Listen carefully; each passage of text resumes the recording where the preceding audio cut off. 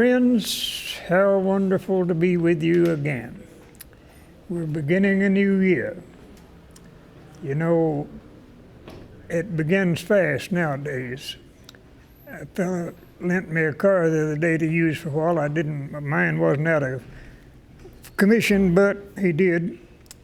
He said this is a 14 model. Well, it's way back in the summer when he bought it. So we kind of rush New Year's now. But it wasn't so in early Bristol. Yes, like I told you last program, they did celebrate the coming of the new year.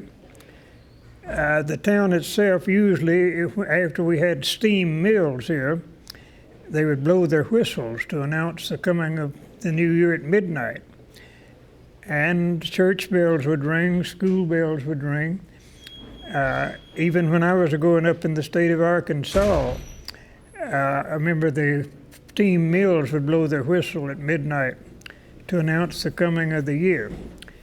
But you know what I'm going to devote my time to today is what would be seemingly a strange custom to a lot of people now.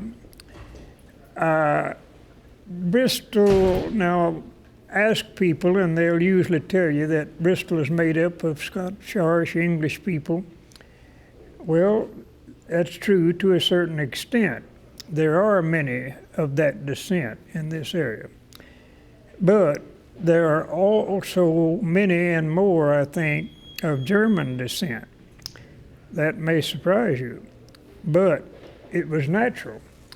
The Great Valley of Virginia was early settled by German people. I'm speaking of the Upper Valley in the Stanton, Harrisonburg area. And they came largely from Pennsylvania.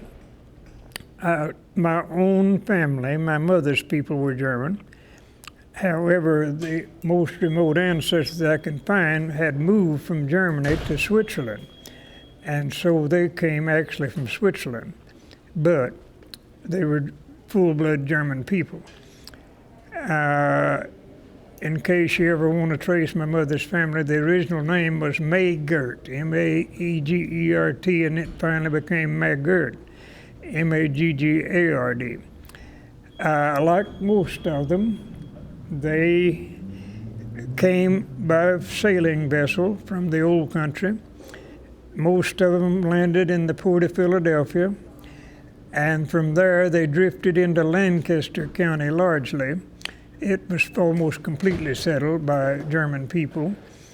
And then York County was taken off of Lancaster, and that's the way my line came. They settled in Lancaster County, but in that part that later became York County.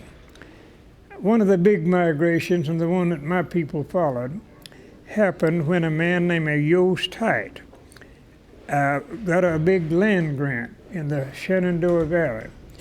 And he persuaded a lot of the people in Lancaster and York counties, what later became York County, to move down into the valley.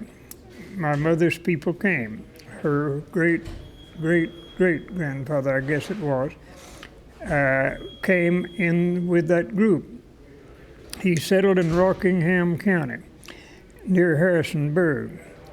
Well, his family finally drifted on down the valley. It's just a natural funnel for the people to come right down the valley, and they did so.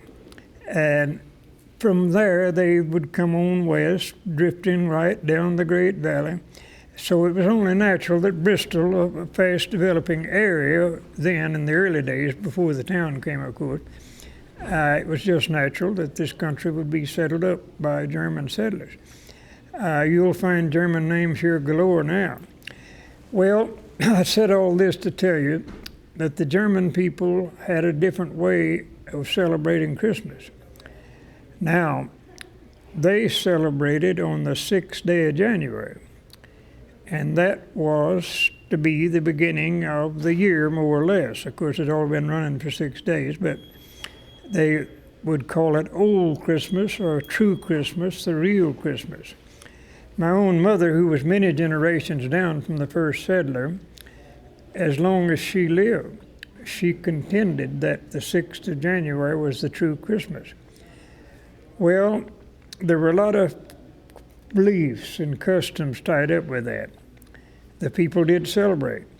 Most of them would sit up until midnight. I used to try to do that, but it was hard to do.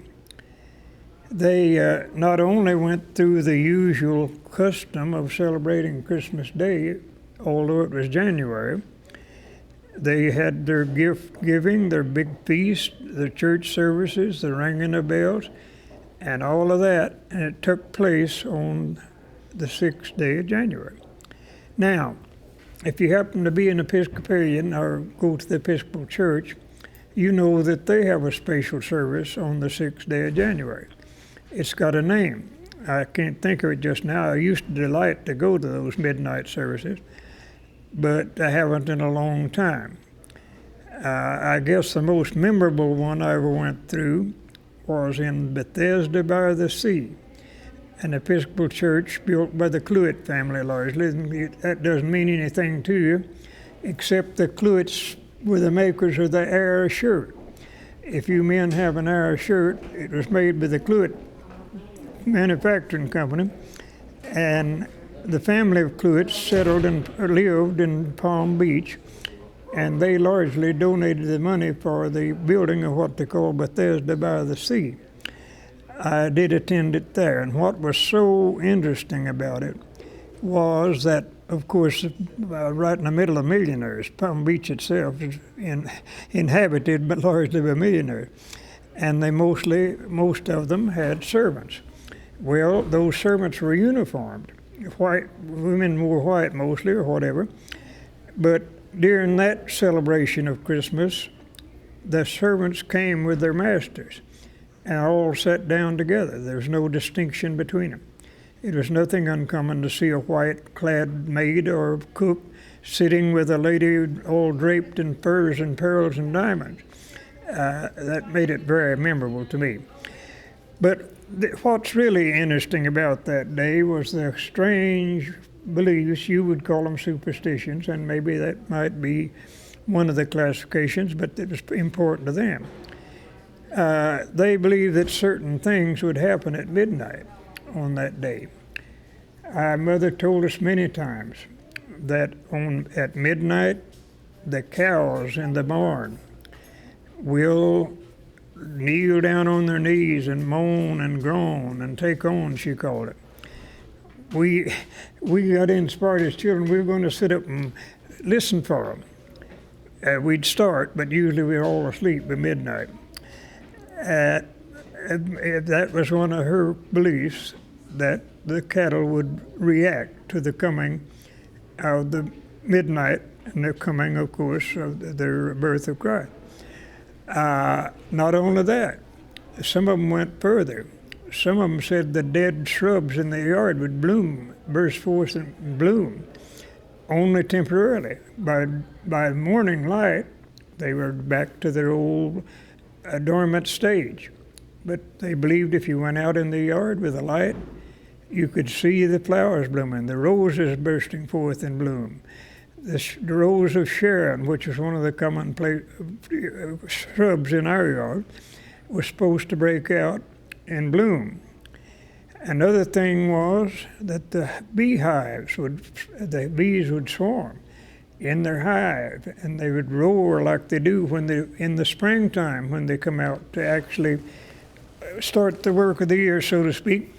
They believed that the bees would actually swarm that night. And some went a little further that anybody could prove if they wanted to do it, but I know of no one who ever did. And that was, they said, when the sun came up, it would rise above the distant hills and then drop back for an hour or so, and then rise again. Well, of course, now anyone could try that out if they wanted to watch, but I never saw it happen, and I don't think it did happen. But that was one of the old beliefs that it would happen. Well, an old cousin of mine, Tull Phillips, Tully was his actual name, but everybody called him Tull. He was a remarkable person. He had $1 million mine in a 6-bit body. He never did really mount anything, but he could have. He could have really been somebody if he'd tried. Among other things, he was an artist. He could draw, make fine pictures. He was a clock repairman. He could take any old clock and make it run again. He just had all kinds of talent. And one of those talents was ventriloquism. He could throw his voice and make you think that he would actually make things seem mighty real. It wasn't not real at all. For just an example, starting off, one day he's sitting on a neighbor's porch, and the neighbor saw some kind of a varmint, a groundhog or something, outside the gate. Well, the old dog was laying sleeping under a tree there in the yard, and well, they hollered at him to go get that varmint or what it was. They wanted to seek him on him. Well, the old dog actually just raised up and looked around. Well, Cousin Tull saw the opportunity, and he threw his voice into that dog and said, "Oh, don't bother me, I'm enjoying the nap under the tree." Well, the family jumped up and ran in the house and slammed the doors. They thought they was witnessing something scary. Some boys talked to him about the story of the cattle. Do they actually moan and groan and get down on their knees on 6th of January at midnight? He said, "Boys, we'll go out to the barn. There's a lot of cattle out there. We'll go out to the barn, and we'll prove whether this works or not." And he led him out to the barn. Well, midnight was coming on, and some of the cows were stirring around. And he said, "Watch close, boys. Listen now. I think it's about to start." Well, I don't know why the cows were moving around, but they did. And some of them they thought, were actually getting down on their knees in the stable fixing to have their prayers. Well, the boys ran up against the barn looking through the cracks, and they were scoffing at it. "Oh, that's not going to happen. It's not going to happen." Well, Cousin Tull came on with his little act. He threw his voice into the barn, and as one old cow swung her head around, she said, "Now there's some boys outside making fun of us. We're having our devotions, and those boys are making fun of us. I'm going to send old Herman," that was the herd bull, "I'm going to send old Herman around the barn to take care of him." Well, Cousin then threw his voice on the old Herman, who was grazing on the other side of the barn, and said, "Look out, boys, I'm coming around to get you." Well, he wasn't coming around at all, but Cousin Tull said, "Let's run for our lives. He was going to get us sure." And away they went. And supposedly Herman yelling in the background, "You better run or I'm going to get you." Well, that was one 6th of January the boys never forgot. It was when the bull hollered at him from the back of the barn.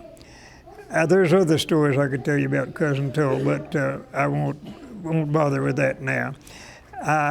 Suffice it to say that this custom of starting the new year with a celebration of Christmas on the 6th of January was unusual, but it was practiced with the German people for a long, long time.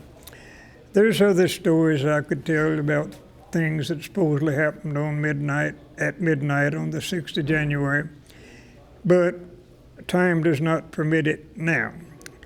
I would venture to say that most of my viewing audience under the age of 75 never heard of Christmas on the 6th of January. But I grew up hearing that, and I've never gotten away from it. No, I never did stay up long enough to see what happened at midnight, but I always wanted to. Mother claimed one time that we lived across the road from a big cow pasture, and she claimed that she couldn't sleep at night and that she heard the cows going through the ritual at midnight, but I was in the back of the house asleep, so I don't know. But anyway, it's interesting to know these old stories from the past. People, it's been good to be with you, and I will take the advantage to wish you a Happy New Year, and may the best in life be yours.